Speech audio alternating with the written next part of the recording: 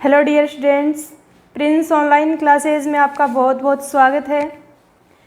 त्रुटि पढ़ रहे थे हम और थर्ड पार्ट त्रुटि का अशुद्धि त्रुटि या अशुद्धि दोष, स्टोक्योमेट्री और नॉन स्टोक्योमेट्री डिफेक्ट के अलावा थर्ड डिफेक्ट हमारे पास है अशुद्धि दोष। ये दोष कैसे उत्पन्न होता है कि कोई भी क्रिस्टल है, क्रिस्टल में अशुद्धि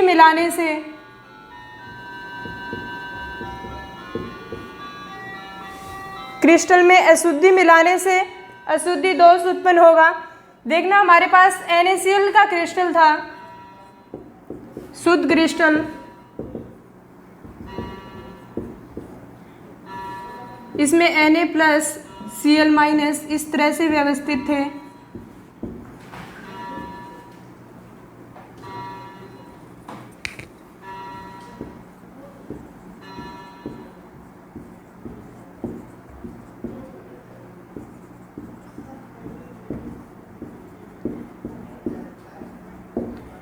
और इस NaCl के क्रिस्टल में, शुद्ध क्रिस्टल में, जब आपने SrCl2 की अशुद्धि मिलाई तो यहाँ से धनायन जो थे Na+, इनका स्थान Sr+2 आयन लेंगे। स्ट्रोंशियम +2 है, ये Na+ के स्थान पर आएंगे। और जब एक Sr+2 या स्ट्रोंशियम +2 आएगा तो उसके लिए दो Na+ को यहाँ से हटना पड़ेगा। यानी कि जैसे ही आपने NaCl के शुद्ध क्रिस्टल में SrCl2 मिलाया तो एक SrCl2 ने दो Na+ को रिप्लेस कर दिया। कैसे? ये दो Na+ हट जाएंगे। अब ऐसा नहीं होगा कि दो Na+ हट गए, इनके स्थान पर Sr+2 के टुकड़े होके ऐसे ये आएगा यहाँ पे, ऐसा कभी नहीं होता। Sr+2 यहाँ पे आ जाएगा और एक रिक्ति उत्पन्न हो जाएगी और ये है अशुद्धि दोष। इस पे बेस्ड क्वेश्चन करते हैं।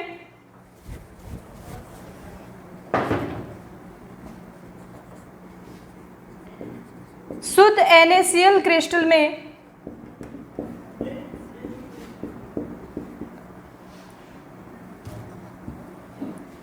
SrCl2 के 10⁻³ मोल % अशुद्धि मिलाने पर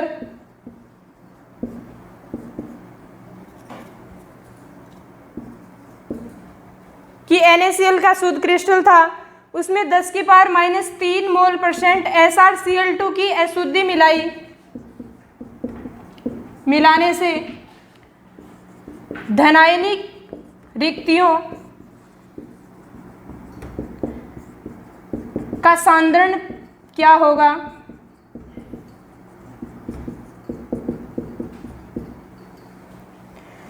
तो इस क्वेश्चन से एक बात देखो, क्वेश्चन के अंदर ही आपको आंसर ढूंढना है।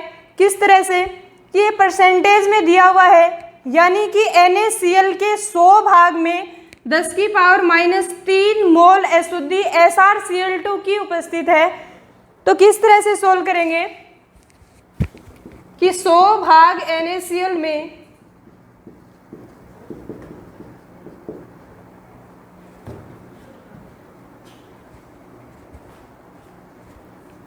धनायनिक रिक्तिका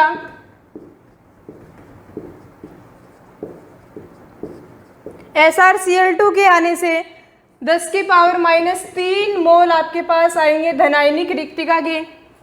एक भाग में पूछे, एक भाग NaCl में, तो वो यहाँ से 10⁻³ तो यहाँ पे 10⁻5 मोल आ गए। अब अणुओं की संख्या वगैरह होती है, ये उसके Na भाग में अवोगाद्रो संख्या के बराबर भाग में उपस्थित होती है। तो क्या लिखेंगे?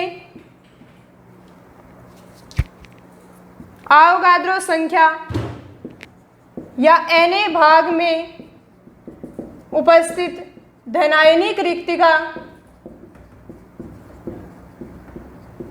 वो कितनी होगी? इसको मल्टीप्लाई कर दो, 6 इंटू 10⁻23, तो यहाँ पे आ जाएगा 6 इंटू 10⁻18। ये आपके पास धनायनिक रिक्तिका आ जाएगी।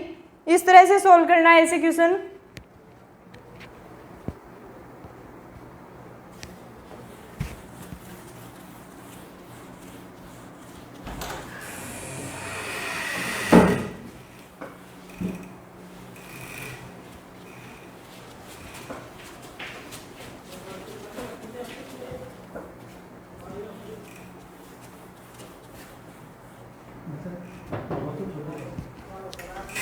अगला टॉपिक, ठोसों में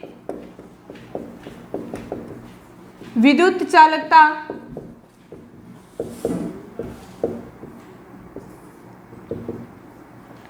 और ठोसों में जो विद्युत चालकता होती है उसके आधार पर ठोसों को 3 भागों में बांटा गया है, चालक, कुचालक और अर्धचालक।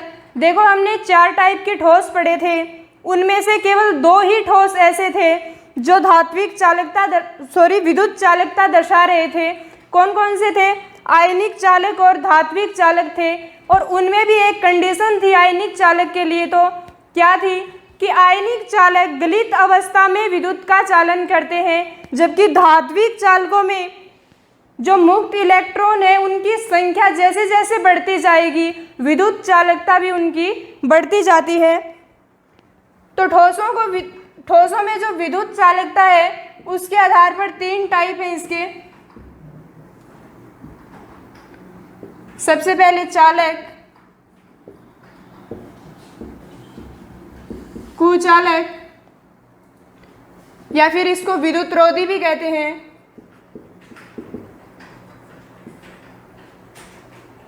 और तीसरा अर्धचालक।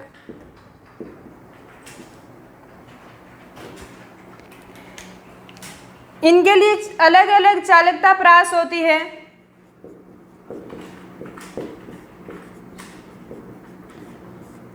चालकता प्रास इसके चालक के लिए देखें तो ये 10 की पावर 4 से 10 की पावर 6 या 7 मान लो, तो 10 की पावर 4 से 10 की power 7 ohm inverse metre inverse ये चालकता की परास होती है चालकों के लिए। कुचालक के लिए यही परास 10 की पावर -20 से 10 की power -10 ohm inverse metre inverse होती है। और अर्धचालकों के लिए बात करें तो अर्धचालकों की जो चालकता परास है वो चालक और कुचालक के बीच में आएगी। कितनी होती है? 10 की पावर -6 से 10 की power 4 ohm inverse metre inverse होती है। तो आपको ये चालकता की परास याद रखनी है कि इस परास में जब होंगे तो ये कुचालक, अर्धचालक या चालक कहलाएंगे।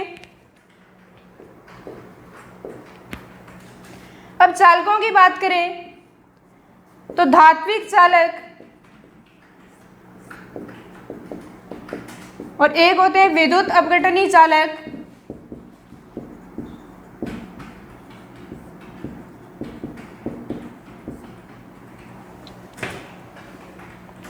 ये 2 प्रकार के तो चालक हो सकते हैं कुचालकों में, जैसे रबर है, लकड़ी है इत्यादि कुचालक होते हैं जो विद्युत का चालन नहीं करते। अर्धचालक में हमने कल भी पढ़ा था सिलिकॉन और जर्मेनियम,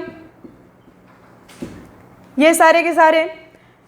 तो धात्विक चालक में इलेक्ट्रॉन के प्रवाह से विद्युत धारा का चालन होता है।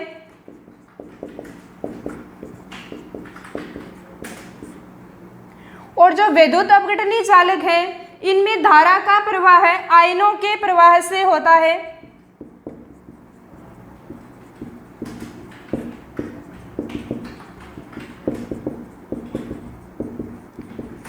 और विद्युत अपघटनी चालक है इनकी बात इलेक्ट्रोकेमिस्ट्री में करते हैं, विद्युत रासायनिक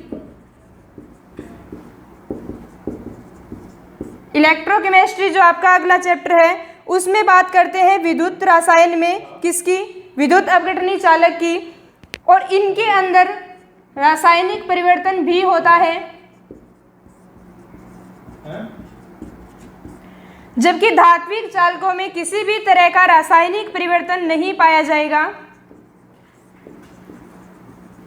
क्योंकि यहाँ केवल इलेक्ट्रॉन का प्रवाह है, उससे विद्युत धारा प्राप्त होगी।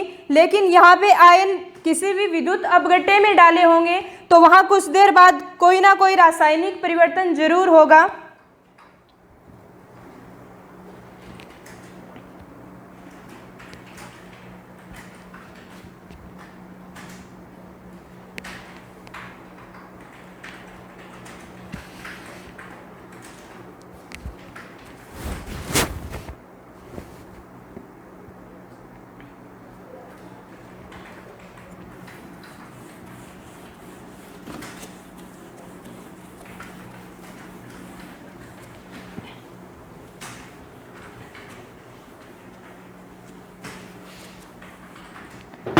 अब इन तीनों में विद्युत चालकता की हम क्रियाविधि पढ़ें।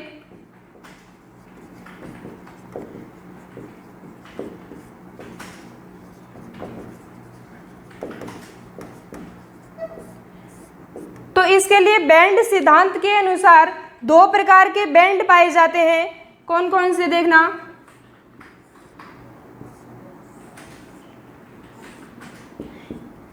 इस बैंड को कहते हैं संयोजकता बैंड,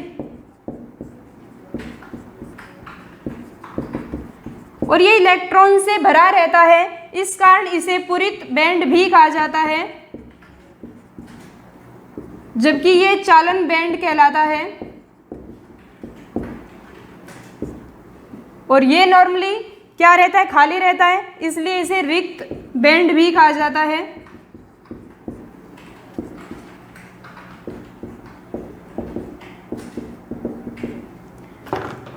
और चालकों में क्या होता है कि ये जो चालन बैंड है इसकी ऊर्जा को EC से दर्शाते हैं, संयोजकता बैंड की ऊर्जा को EV से दर्शाते हैं। ऊर्जा चालन बैंड की ज़्यादा होती है संयोजकता बैंड से, और इन दोनों के बीच जो ऊर्जा अंतराल होता है जिसे डेल्टा EG या वर्जित ऊर्जा अंतराल कहते हैं,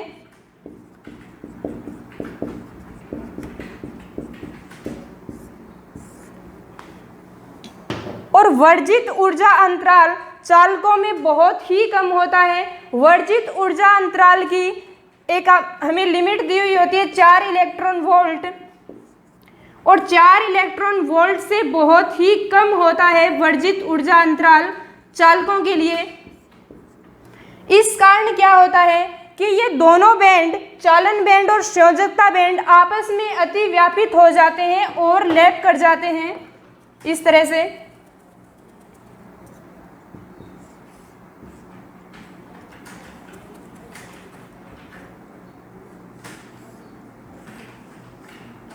इनमें ओवरलैपिंग हो जाती है और ये अतिव्यापित क्षेत्र है, और इस अतिव्यापन से संयोजकता बैंड में जो इलेक्ट्रॉन थे वो आसानी से चालन बैंड में मूव कर जाएंगे और ये विद्युत चालकता प्रदर्शित करेगा।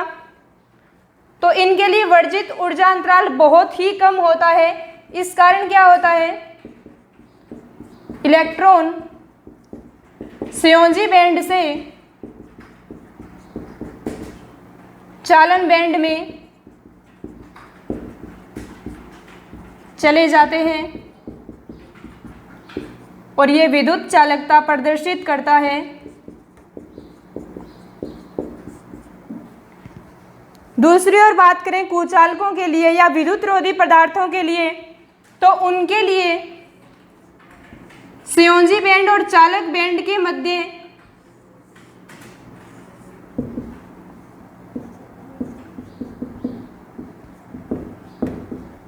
ये जो वर्जित ऊर्जा अंतराल है ये 4 इलेक्ट्रॉन वोल्ट से ज्यादा होता है।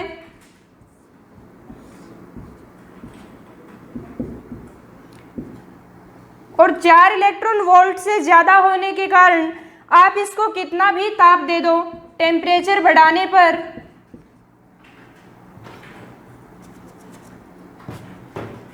जो तापीय उत्तेजन मिलेगा इलेक्ट्रॉन को, और उस तापीय उत्तेजन के कारण इलेक्ट्रॉन वैलेंस सेल से या वैलेंस बॉन्ड से चालन बॉन्ड में नहीं जा पाते, क्यों? क्योंकि उनके पास ऊर्जा अभी तक इतनी प्राप्त नहीं हुई कि वो वर्जित ऊर्जा अंतराल को पार कर दे। इस कारण क्या होता है कि इलेक्ट्रॉन संयोजी बैंड से चालन बैंड में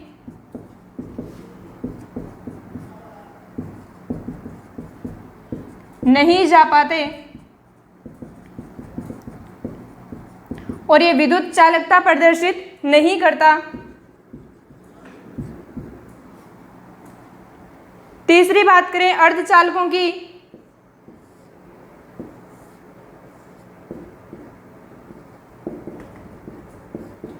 ये इनके लिए चालन बैंड, ये संयोजी बैंड,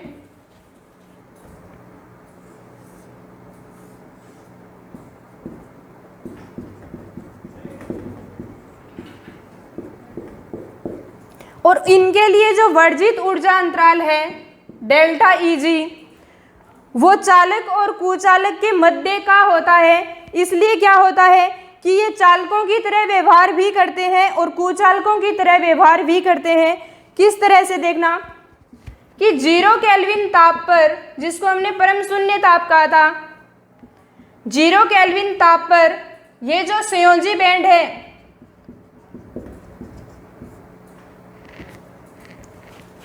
0 केल्विन ताप पर चालन बैंड के इलेक्ट्रॉन संयोजी बैंड में आ जाते हैं।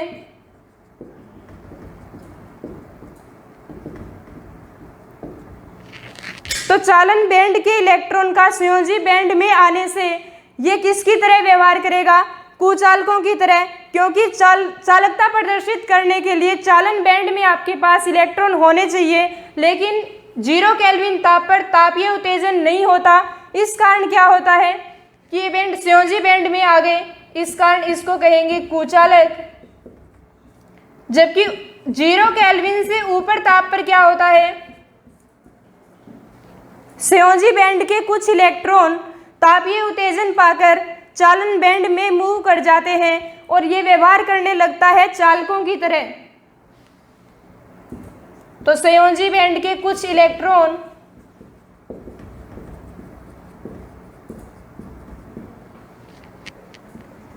चालन बैंड में चले जाते हैं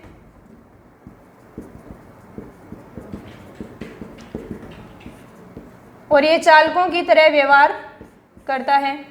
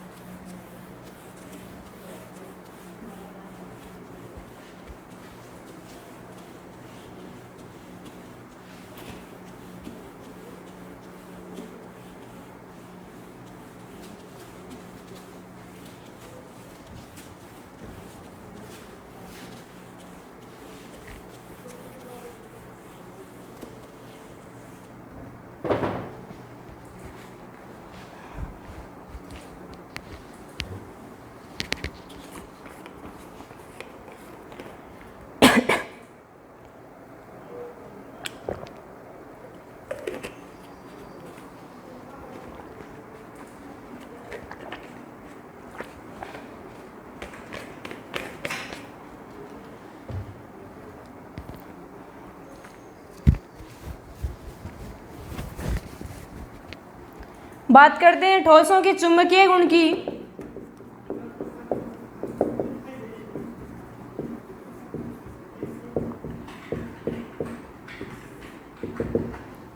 तो ये पढ़ने से पहले इलेक्ट्रॉन के बारे में देखें कि परमाणु में स्थित कोई भी इलेक्ट्रॉन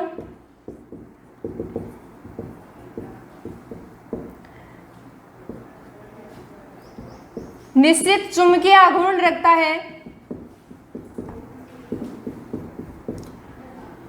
और इस निश्चित चुंबकीय आघूर्ण के कारण ये दो प्रकार से गति कर सकता है। कौन कौन सी? एक होती है कक्षकीय गति और दूसरी अक्षीय गति। ये परमाणु है, ये इसके बीच नाभिक। तो कक्षीय गति क्या होगी, कक्षकीय गति क्या होगी कि इलेक्ट्रॉन परमाणु के नाभिक के चारों ओर जो वर्ताकार गति करेगा उससे कुछ चुंबकीय आघूर्ण उत्पन्न होगा, उस गति को बोलते हैं कक्षकीय गति।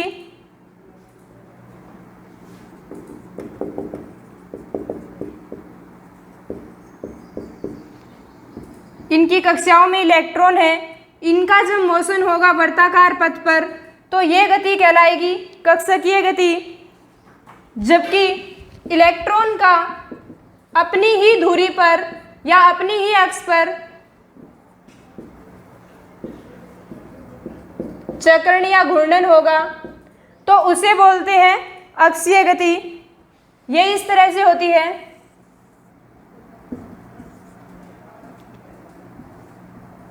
इलेक्ट्रॉन जब अपनी ही धुरी पर अपनी ही अक्ष पर घूमे तो इसे कहते हैं अक्षीय गति।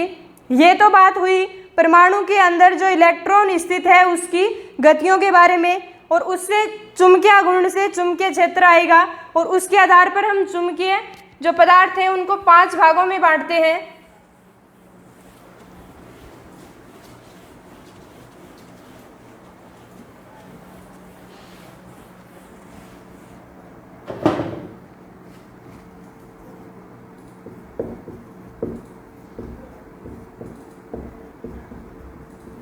और कोई भी पदार्थ चुंबकीय हो इसके लिए उसके पास 2 चीजें होनी बहुत ही जरूरी है।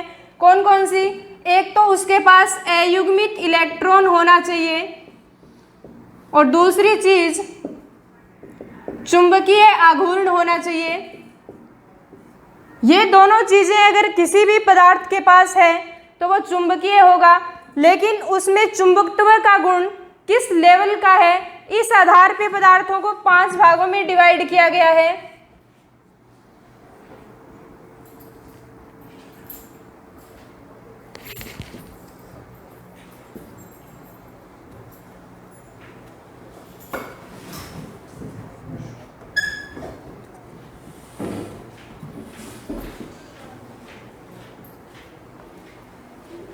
सबसे पहला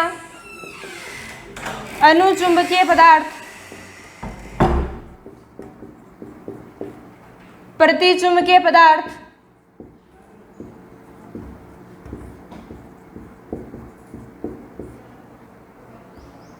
थर्ड लोहे चुंबकीय पदार्थ,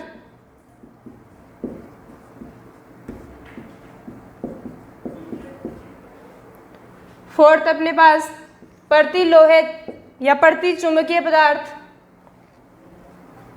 प्रति लोहे चुंबकीय पदार्थ,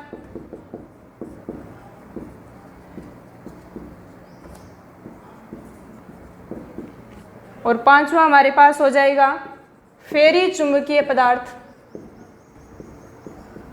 और फेरी चुंबकीय पदार्थों को लघु लोहे चुंबकीय पदार्थ भी बोलते हैं।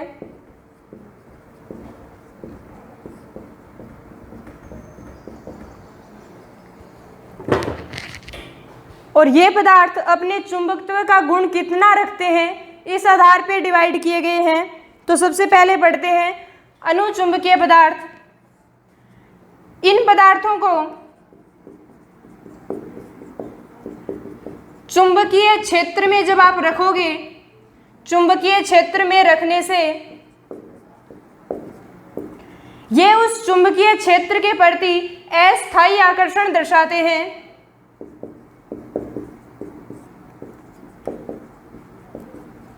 अस्थायी आकर्षण का मतलब क्या है कि जब तक आपने उसको चुंबकीय क्षेत्र में रखा तब तक तो वह चुंबकत्व का गुण प्रदर्शित करेंगे, और जैसे ही उस पदार्थ को चुंबकीय क्षेत्र से हटा लिए तो उसमें चुंबकत्व का गुण समाप्त हो जाएगा।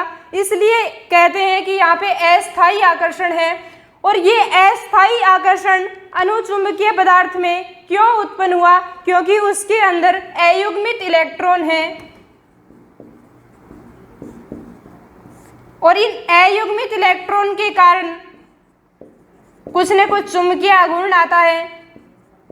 इस तरह से इलेक्ट्रॉन है।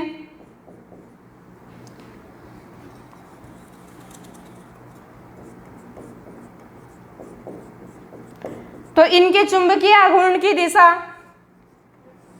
इस तरह से आएगी, यानी कि कुछ न कुछ चुंबकीय आघूर्ण मिलेगा। या फिर ये कहें कि ये चुंबकीय आघूर्ण को निरस्त नहीं करते। जब भी आप इनको चुंबकीय क्षेत्र में रखोगे तो इन सारे अयुग्मित इलेक्ट्रॉन का जो चक्रण है या फिर चुंबकीय आघूर्ण है वो एक ही दिशा में होगा, यानी कि ये एक दूसरे को रिपेल नहीं करेंगे।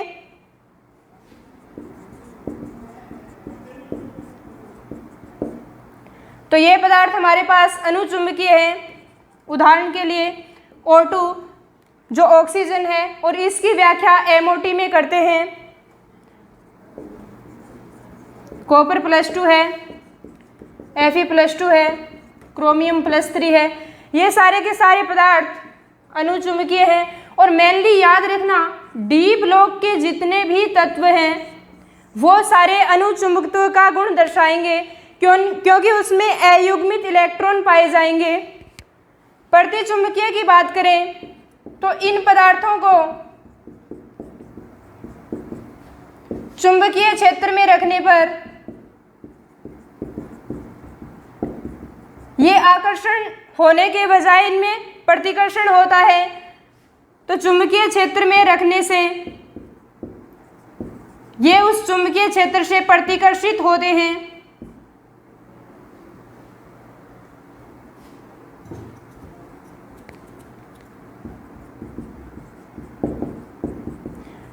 और प्रतिकर्षण का कारण क्या है कि इनमें युग्मित इलेक्ट्रॉन पाए जाते हैं पेयर के अंदर, और इलेक्ट्रॉन के युग्मन के कारण इनका जो चुंबकीय आघूर्ण है वो निरस्त हो जाता है। इस एक इलेक्ट्रॉन का जो चुंबकीय आघूर्ण है उसको दूसरा इलेक्ट्रॉन निरस्त कर देगा, तो चुंबकीय आघूर्ण निरस्त हो जाता है। इस कारण ये चुंबकत्व का गुण खो देते हैं या इसमें चुंबकत्व का गुण नहीं पाया जाता। एग्जाम्पल की बात करें तो NaCl है, वाटर है, बेंजीन है, ये सारे के सारे प्रतिचुंबकीय पदार्थ हैं। बात करें लोहे चुंबकीय पदार्थों की तो इन पदार्थों को चुंबकीय क्षेत्र में रखने से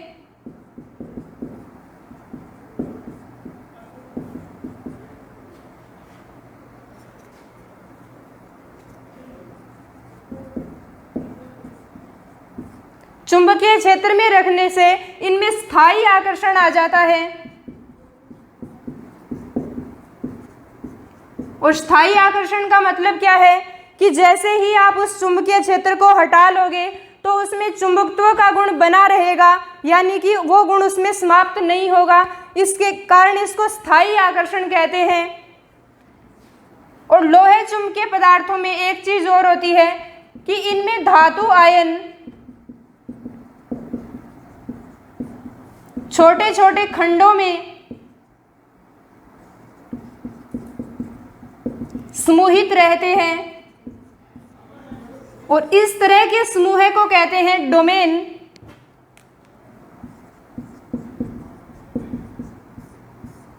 यानी कि लोहे चुंबकीय पदार्थ जो है उनमें छोटे छोटे खंड धातु आयन के और वो समूह बनाकर रहते हैं, उन्हें कहते हैं डोमेन। और प्रत्येक डोमेन एक छोटे चुंबक की तरह व्यवहार करता है। और इन छोटे छोटे चुंबक के टुकड़ों को जोड़ के पूरी जो स्थायी चुंबक बना सकते हैं।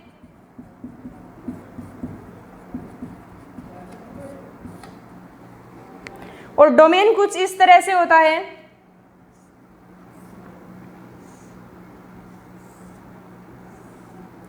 ये इसके 4 डिवाइडेशन बना लिए।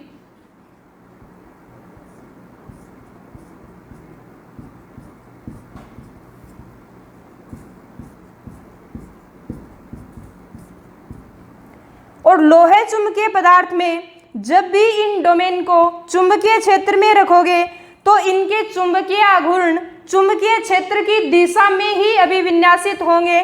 जिससे ओवरऑल हमारे पास जो चुंबकीय आघूर्ण होगा उसमें सभी जो इलेक्ट्रॉन है उनका योगदान होगा। इसके कारण लोहे चुंबकीय पदार्थ जो हैं वो स्थायी चुंबकत्व का गुण दर्शाते हैं।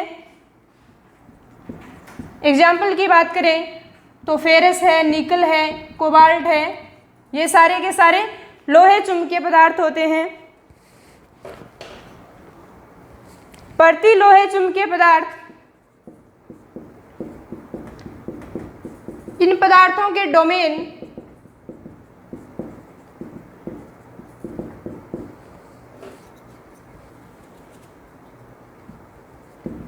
चुंबकीय क्षेत्र में एक दूसरे से विपरीत अभिविन्यासित रहेंगे।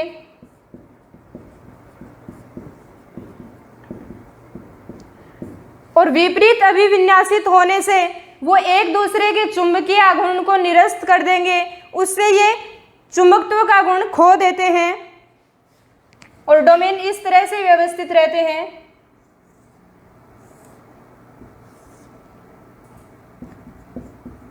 इस वाले खंड के ये इलेक्ट्रॉन इधर मूव कर रहे हैं, एक दूसरे के अपोजिट होंगे।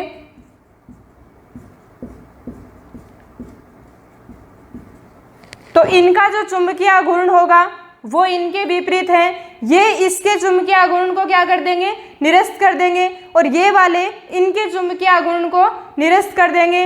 तो ओवरऑल हमारे पास क्या होएगा, चुंबकीय आघूर्ण 0 होएगा और ये चुंबकत्व का गुण नहीं रखेंगे। एग्जाम्पल के लिए मैग्नीज के जितने भी ऑक्साइड हैं, जैसे MnO है, MnO2 है, Mn2O3 है, ये सारे के सारे फेरी चुंबकीय पदार्थों की बात करें तो इन पदार्थों के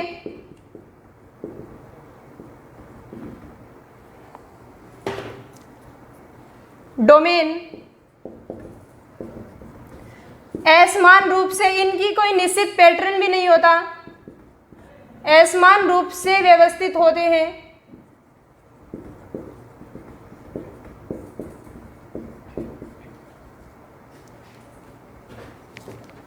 इस तरह से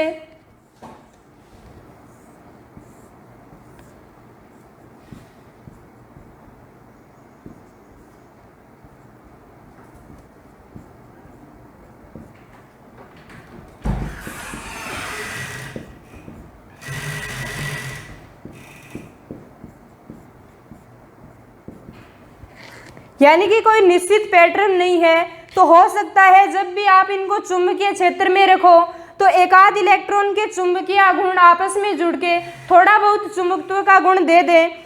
तो इनमें फेरी या लघु लोहे चुंबकीय पदार्थ इसलिए बोला कि थोड़ा बहुत चुंबकीय गुण रखते हैं, लेकिन लोहे चुंबकीय जितना नहीं रखते। और उदाहरण के लिए फेराइट Fe3O4 या फिर मैग्नेटाइट Fe3O4 मैग्नेटाइट, या फिर मैग्नेटाइट के साथ कोई भी धातु हो, इसको बोलते हैं फेराइट। और धातु हो सकती है कॉपर, जिंक, मैग्नीशियम, ये सारी की सारी हो। तो फेराइट और मैग्नेटाइट हैं ये फेरी चुंबकत्व गुण दर्शाते हैं।